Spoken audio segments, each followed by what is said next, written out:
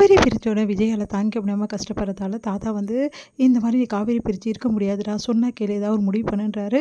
உடனே வந்து காவேரி அவங்க அம்மா வீட்டில் இருக்கணும்னு தான் தாத்தா நான் இப்படிலாம் பண்ணேன் அப்படின்னு சொன்னோன்னே அவங்க விட்டு பிரியறதுக்கு அவங்கள விட்டு பிரிக்கிறதுக்கு எனக்கு மனசு இல்லை தாத்தான்னு சொல்கிறாரு. சரிடா, ஆனால் காவேரி உன்னை தேடி இவ்வளோ நடந்து கூட வந்தால அப்படின்னோடனே, சரிங்க தாத்தா, அவங்க சம்மதத்தோட காவேரியை நான் கூட்டிகிட்டு வருவேன், இது நிச்சயமாக நடக்கும் தாத்தான்னு சொல்லிட்டு இது சத்தியம்னு சொல்லிட்டு போகிறாரு. தாத்தாவும் ரொம்ப சந்தோஷப்படுறாரு. இங்கே வந்து காவேரி வந்து ஒரு வீட்டில் வந்து குடியிருக்காங்க. அங்கே பக்கத்து போர்ஷன்லேயே வந்து விஜயும் வந்து அங்கே போயிடுறாரு. விஜயை பார்த்தோன்னே எல்லாருமே ரொம்ப டென்ஷன் ஆகிறாங்க. விஜய்கிட்ட வந்து ரொம்ப கோவமாக நடந்துக்கிறாங்க. எதுக்காக இங்கே வந்த, எங்களை தொல்லை பண்ண வந்தியா அப்படின்னு சொல்லிட்டு விஜயை போட்டு திட்டிகிட்டே இருக்காங்க எல்லாரும். இதை பார்த்த காவேரி வந்து மனசு கஷ்டப்படுறாங்க. விஜய் வந்து தன்னோட தேடி வந்தோன்னே காவேரிக்கு சந்தோஷம் தாங்க முடியல. இதனால் காவேரி ரொம்ப சந்தோஷமாக இருக்காங்க. காவேரி சந்தோஷத்தை பார்த்து அவங்க அம்மா வந்து செமையாக திட்டுறாங்க. அவன் வந்துட்டான்னு சொல்லிட்டு அவ்வளோ சந்தோஷப்படுறியா நீ, அவனை போகணும் எப்போ ஒரு வார்த்தை சொல்கிறியா, சும்மா இருக்கா பாரு அப்படின்னு சொல்லிட்டு எல்லாரும் திட்டி விடுறாங்க காவேரியை. காவேரி மட்டும் உள்ளுக்குள்ளே அவ்வளோ சந்தோஷப்பட்டுட்டு இருக்காங்க. உடனே வந்து காவேரி கிட்ட தனியாக பார்த்து பேசணும் அப்படின்னு சொல்லிட்டு விஜய் வந்து முயற்சி பண்ணிக்கிட்டே இருக்காரு. ஒரு கட்டத்தில் காவேரியை தனியாக சந்திச்சிடுறாரு விஜய். காவேரி கிட்ட, காவேரி உங்ககிட்ட கொஞ்சம் பேசணும் காவேரி அப்படின்னோடனே, சொல்லுங்கள் அப்படின்றாங்க. இல்லை காவேரி, உங்ககிட்ட ரொம்ப நாளாக பேசணும்னு நினச்சிட்டு இருக்கேன், ஆனால் என்னால் பேச சந்தர்ப்பமே இல்லை, ஆனால் இப்போ தான் அந்த சந்தர்ப்பம் கிடச்சிருக்கு, உங்ககிட்ட நிறைய விஷயங்கள் நான் சொல்லணும் காவேரி, நிறைய விஷயங்கள் நீ தப்பாக புரிஞ்சிருக்கா, அது எல்லாத்தையும் உனக்கு நான் புரிய வைக்கணும்னு நினைக்கிறேன் அப்படின்னு சொல்லிட்டு இருக்காரு. என்ன விஷயம் அப்படின்னு சொல்லிட்டு கேட்டுட்டு இருக்கும்போது கரெக்டாக அவங்க அம்மாவும் அவங்க அக்காவும் அங்கே வந்துடுறாங்க. வந்துட்டு, இவங்கிட்ட பேசக்கூடாதுன்னு சொன்னால் மறுபடியும் பேசுறியா, இதுதான் உனக்கு வேலையா, மரியாதை வாடி அப்படின்னு சொல்லிட்டு கையை பிடிச்சி இழுத்துட்டு போயிடுறாங்க. காவேரி கிட்ட நான் எல்லா விஷயத்தையும் சொல்லிட்டு அவள் புரிஞ்சிருப்பா, இந்நேரம் அவள் என்னை பற்றி தப்பாக நினச்சிருக்க எல்லா விஷயத்தையும் புரிஞ்சிருப்பா, அவங்க வீட்டில் இப்படி பண்ணிட்டாங்களே அப்படின்னு சொல்லிட்டு மனசு கஷ்டப்படுறாரு. அவர் எதையோ சொல்ல வந்தார் என்கிட்ட, ஆனால் சொல்லாமே போயிட்டாரு. அதனால் அது என்ன விஷயம் முதல்ல நம்ம தெரிஞ்சுக்கணும் அப்படின்னு சொல்லிட்டு காவேரி முடிவு பண்ணுறாங்க.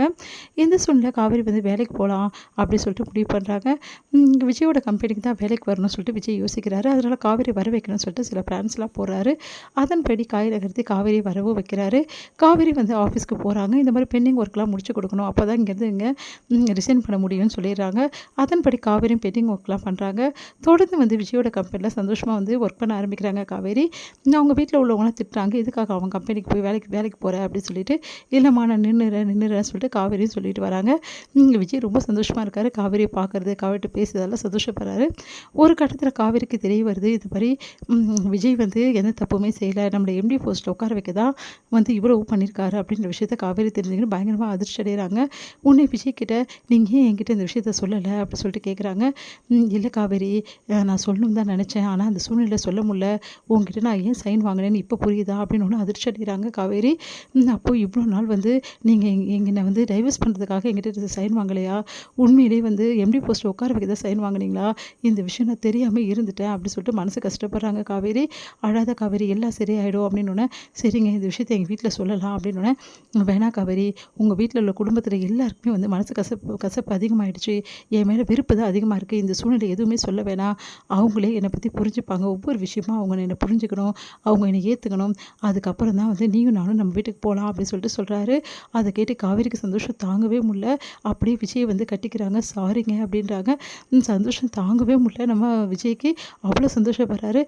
கூடிய சீக்கிரம் நீ நானும் நம்ம வீட்டுக்கு போவோம் காவேரி, இது உறுதி காவேரி அப்படின்னு சொல்லிட்டு அப்படியே கட்டி பிடிச்சிக்கிறாரு. காவேரிக்கு வந்து அவ்வளோ சந்தோஷமாக இருக்குது. நம்ம இப்போவே நீங்கள் கூப்பிட்டாலும் நான் வர்றதுக்கு ரெடியாக இருக்கேங்க, வேணா காவேரி, உங்கள் வீட்டில் உள்ளவங்களாம் பாவம் இல்லை, அவங்களும் வந்து மனசு கஷ்டப்படுவாங்கள்ல, அதனால நம்ம 2 பேரும் இந்த வீட்டை விட்டு போகும்போது சந்தோஷமாக அவங்க மனசை சந்தோஷப்படுத்திட்டு மட்டும் தான் நம்ம கிளம்பணும் அப்படின்னு காவேரி சரின்னு சொல்லிட்டு மறுபடியும் கட்டிக்கிறாங்க விஜயை.